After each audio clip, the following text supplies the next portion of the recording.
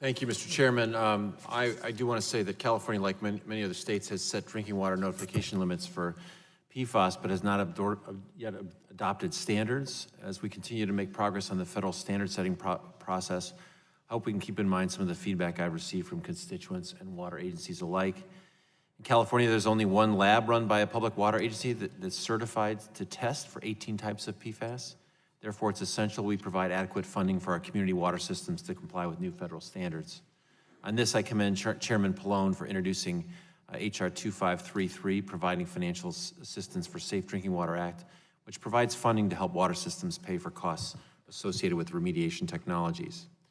Second, the costs of cleanup are high, and right now they're borne by water agencies and often passed on to ratepayers.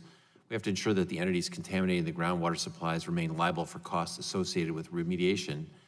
And on this, I commend Representative Ruda, who introduced the PFAS User Fee Act to hold polluters liable for ongoing water treatment costs.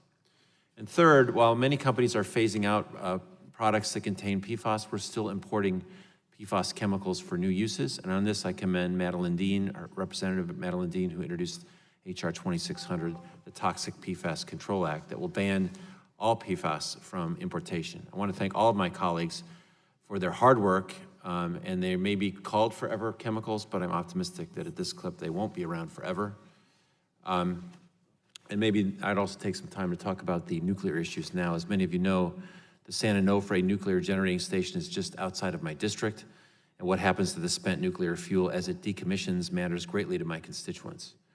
I have long supported federal efforts for both interim storage and a permanent disposal site in order to consolidate the fuel that is affecting my constituents and other communities around the country.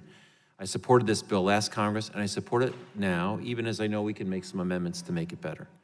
We need to allow both interim storage and a permanent disposal site at Yucca Mountain to advance simultaneously.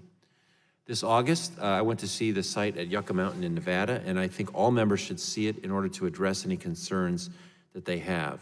For hours, I and my colleagues asked questions about the process for site selection and was encouraged by the scientific and legal footing on which the Yucca site stands, starting with 10 site options, narrowing down to 3, and finally to 1.